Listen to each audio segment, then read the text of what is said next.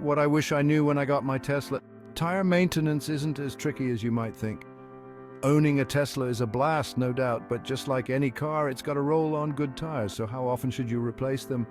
First off, it depends on your driving habits. Tesla tires generally last between 30,000 to 50,000 miles, but if you're heavy on the acceleration or drive on rough roads, they might wear out faster. Here's a practical tip. Check your tires every 6,000 to 8,000 miles. Keep an eye on the tread depth. If it's below 2/32 of an inch, it's time for new ones. You can use a penny to measure this. Place it in the tread with Lincoln's head down. If you can see all of his head, it's tire shopping time. Another tip, rotate your tires every 10,000 miles. This ensures even wear and tear. Plus, make sure your tires are properly inflated.